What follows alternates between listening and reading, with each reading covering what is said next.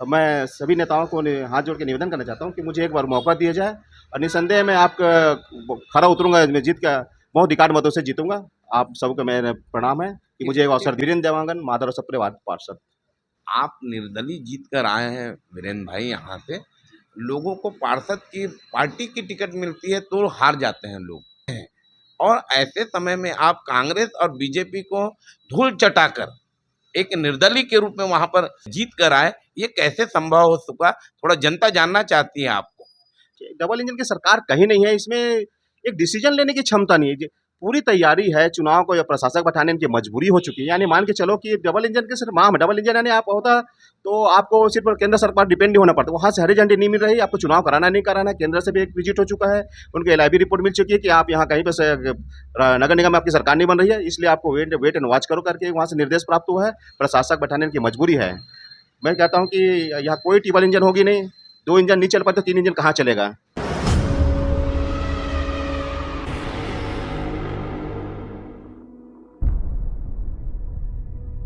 जोहार छत्तीसगढ़, आप मन देखा तो न्यूज 72। मैं हूं हरिबंधु नायक।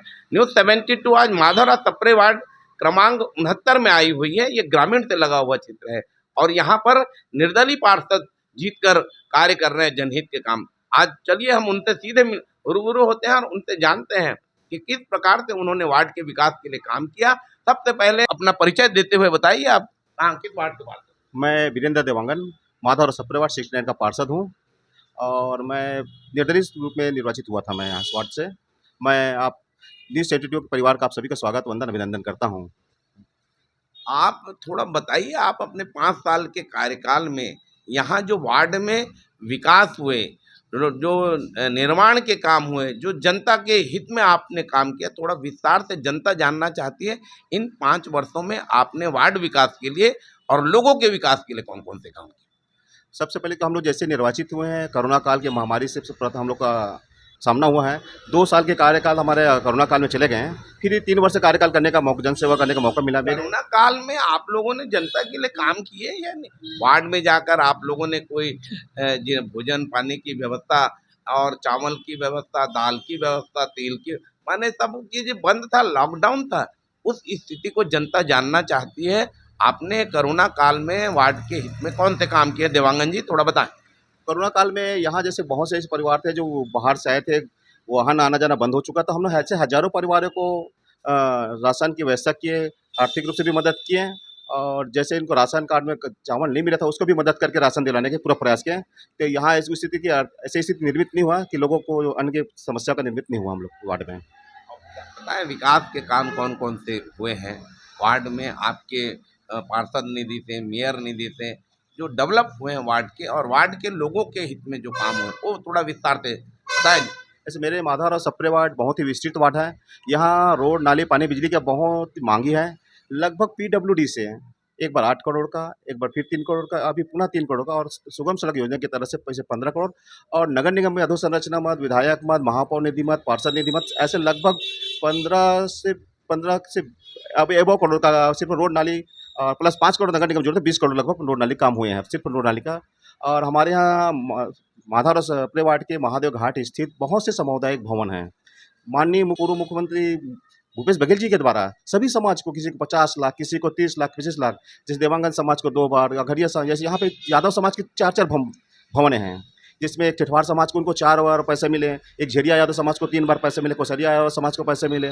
ऐसे ही सभी समाज हो, चाहे पटवा समाज हो, चाहे पाल समाज हो, सतनामी समाज हो, अन्य अनेकों समाज, जैसे 20-25 समाजों को लगभग 6 करोड़ रुपये का सिर्फ भवन निर्माण काम हुआ है।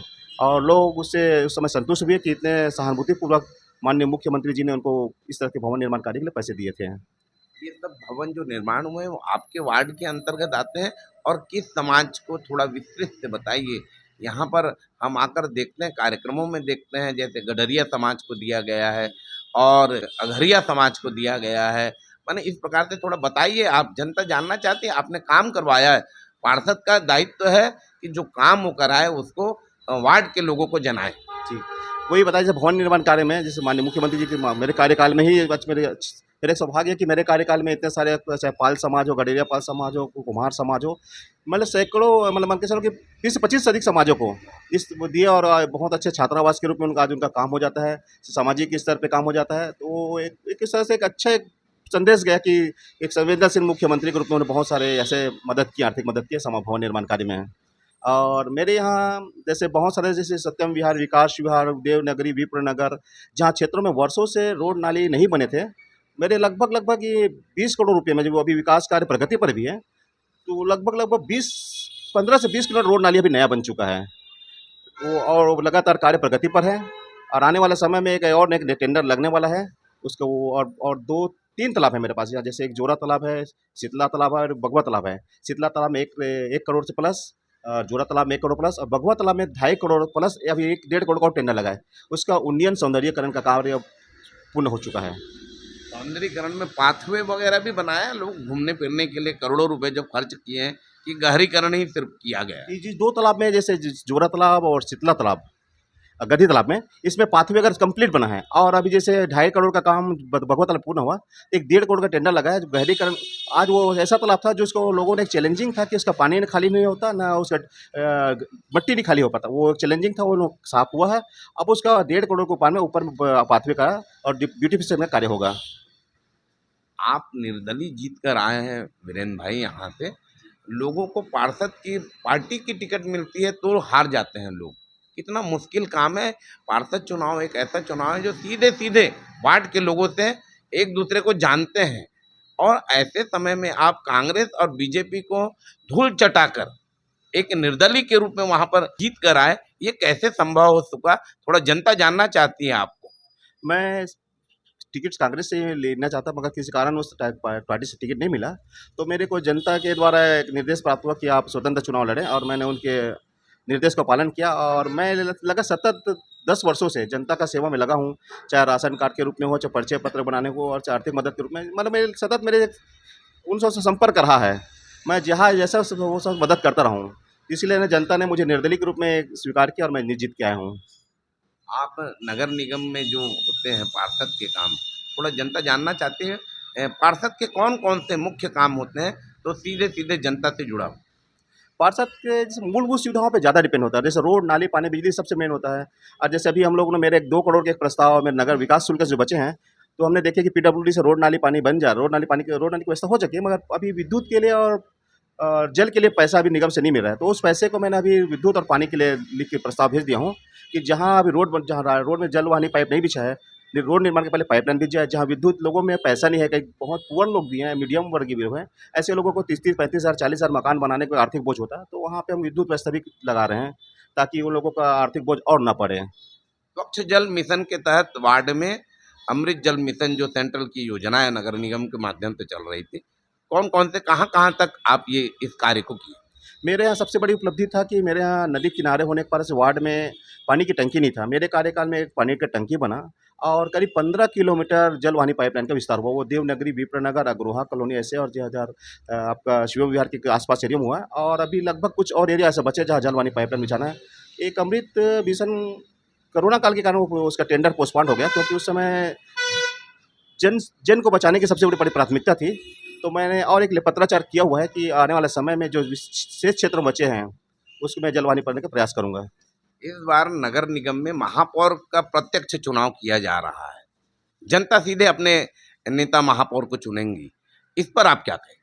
ठीक है, ऐसे लगातार तो चुनते आना है। पिछले बार हम लोग पार्षद लोग ही चुने थे, और निसंदेह पिछले बार किरण नायक भी ऐसी जीती थी, प्रमोद दुबे जी भी जीते थे जनता के माध्यम से। और मैं चाहता हूँ कि इस बार जनता फिर भी कांग्रेस की सरकार, सारी सरकार बनने का संभावना है। लंबे समय से मेयर कांग्रेस का ही बनते आ रहा है। भारतीय जनता पार्टी के लोग इस बार दावा कर रहे हैं कि रायपुर का मेयर बीजेपी से बनेगा, और ज़्यादा से ज़्यादा नगर निगम में भारतीय जनता पार्टी के पार्षद भी जीत कर आएंगे। इन दावा पर आप क्या कहें? नहीं, उनका कहना, वो अपने कह रहे हैं, लेकिन देखना जिस तरह शहर में लगातार अपराध की संख्या बढ़ गई है, महंगाई से लोग त्रस्त हैं, तो ऐसा स्थिति सरकार के पक्ष में नहीं है, और निसंदेह भी उनके विपरीत हो जाएंगे, क्योंकि इनका अपराध के ऊपर कहीं नियंत्रण, रोज चाकूबाजी, डकैती, चोरी चामार रोज चल रही है। लोग समझ चुके हैं कि सरकार नाम की चीज़ नहीं है। निसंदेह यहाँ पे कांग्रेस के ही महापौर बनेंगे। मोदी की गारंटी देश में काम कर रही है, ये भारतीय जनता पार्टी के नेताओं का कहना है। छत्तीसगढ़ में विष्णु सरकार काम कर रही है, 1 साल हो चुके हैं और नरेंद्र मोदी सेंट्रल में काम कर रहे हैं। ये डबल इंजन की सरकार काम कर रही है। डबल इंजन की सरकार पर आप क्या कहेंगे? एक्चुअल में ये बस खोखली वादा है, दिखा दिखावी है, मगर धरातल में कुछ नहीं है। महंगाई से लोग इतने त्रस्त थे, मतलब उनकी जितने आमदनी है उससे ज़्यादा खर्चे बढ़ चुके हैं। रोज़ में रोज़ कर्ज बढ़ते जा रहे हैं। ऐसी बस ये नहीं, जैसे चाह रहे थे कि उनके आत्मनिर्भर हो जाएंगे, वैसे कहीं नहीं है। जैसे विकसित भारत को लेके एक चला रहा है, कहीं विकसित नहीं, भारत के कहीं नहीं है। लोग अपने आप निर्भरता तक नहीं पहुंच पाए हैं। अभी जैसे जिस 80 करोड़ जनता को जो पीएम अन्न योजना पर आश्रित है, आज मान लो अगर उस अन्न को अगर हटा दिया तो फिर वो क्या करेंगे? आत्मनिर्भरता अभी ऐसी चीज़ कोई नहीं आई है। वीरेंद्र भाई, यहाँ सुनने में आ रहा है प्रधानमंत्री आवास योजना, महतारी वंदन योजना और स्वास्थ्य आयुष्मान कार्ड, ये मोदी की गारंटी है और छत्तीसगढ़ में मोदी की गारंटी पर काम हो रहे हैं। क्या कहेंगे आप? जैसे आयुष्मान कार्ड के विषय में आपने बताया, तो आयुष्मान कार्ड ऐसा है कि जब लोगों में कभी कोई गंभीर बीमारी आ जाता है, बीमार की स्थिति में जब वहाँ हॉस्पिटल में भर्ती होने जाते हैं, तब उनको पता चलता है कि इस बीमारी का इलाज इस हॉस्पिटल में नहीं है। फिर सब लोग दर बदर भटकते रहते हैं। सिर्फ आयुष्मान कार्ड नाम का रह चुका है। आखिरी में लोगों को कर्ज लेके कैसे तैसे करके भी अपना नगद इलाज कराना पड़ता है। आयुष्मान कार्ड में मोदी की गारंटी जो है कहीं नहीं है।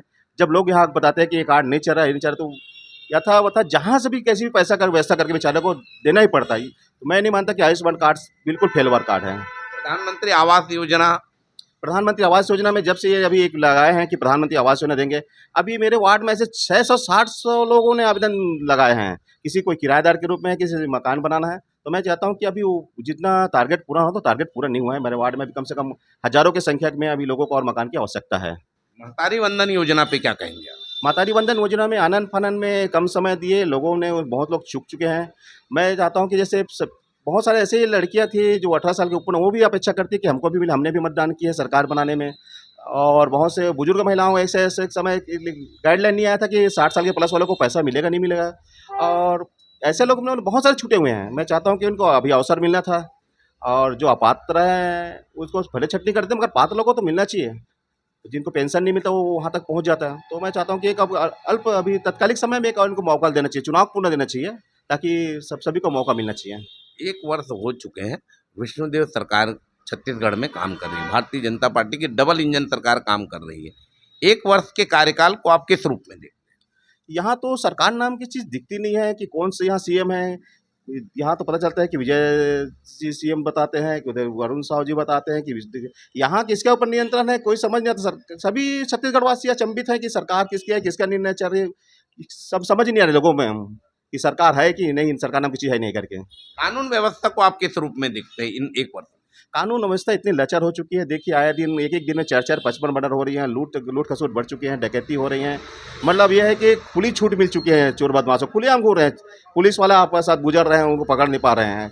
हर जगह अड्डाबाजी, हर वजह चाकू छुरी चल ही रहा है। कोई कानून व्यवस्था नाम की चीज़ नहीं है। पार्षद महोदय, आप इस बार कांग्रेसी विचारधारा के रहे हैं, पिछले टाइम में आपको टिकट नहीं मिली। इस बार क्या लगता है, आप किस पार्टी से दावेदारी कर रहे हैं और किन मुद्दों को लेकर जनता के बीच में जाएंगे? मैं ऐसे कांग्रेस की विचारधारा का हूँ, और पार्टी से मैंने आवेदन भी किया हूँ कि मैं कांग्रेस से चुनाव लूँ, और कांग्रेस से ही पार्टी में, और कांग्रेस अगर मेरे को अपना टिकट देती है तो मैं निसंदेह चुनाव लड़ूंगा। और कुछ जो काम छोटे मोटे बच चुके हैं, कि वो मेरे को अल्प समय 3 वर्ष का काम मिला था, और जो बचे उस काम को मैं पूरा करूँगा। रोड नाली पानी में कुछ बचे हुए हैं, उस काम को और पूरा करूँगा। कांग्रेस के बड़े नेताओं से टिकट की दावेदारी आप इस बार से कर रहे हैं, क्या कहेंगे आप बड़े नेताओं को अपील? मैं यही कहना चाहता हूँ कि मैं सभी नेताओं को हाथ जोड़ के निवेदन करना चाहता हूँ कि मुझे एक बार मौका दिया जाए, और निसंदेह मैं आपका खरा उतरूंगा, मैं जीत का बहुत अधिकार मतों से जीतूंगा। आप सबको मेरा प्रणाम है कि मुझे एक अवसर दिया जाए। माधव सप्रे वार्ड 69 से परिचय बताओ। वीरेंद्र देवांगन, माधव सप्रे वार्ड पार्षद। अक्षर में का कहिबे अपन वार्डवासी मन ला कह देवांग। नया वर्ष में सभी माधव सप्रे वार्ड के मतदाताओं को बधाई और शुभकामनाएं देता हूँ, और जिस तरह आपने पिछले वर्ष की तरह मया दया बनाए रखना, आपके बीच में पुनः आऊँगा, आपका आशीर्वाद के लिए, आपके स्नेह के लिए, प्यार के लिए। मैं वीरेंद्र देवांगन, पार्षद माधव सप्रे वार्ड 69। राजनीति में काफी लंबे समय से आप जुड़े हैं, किस नेता को अपना आदर्श मानते हैं और किसको अपना गुरु मानते हैं? राहुल गांधी जी को अपना आदर्श मानता हूँ, और मैं माननीय भूपेश बघेल से बहुत प्रभावित हूँ जी। ये थे वीरेंद्र देवांगन जी, वार्ड क्रमांक 69 के पार्षद हैं, माधवराव सप्रे वार्ड के पार्षद हैं। आप देखते रहे News 72, मैं हूँ हरिबंधु नायक।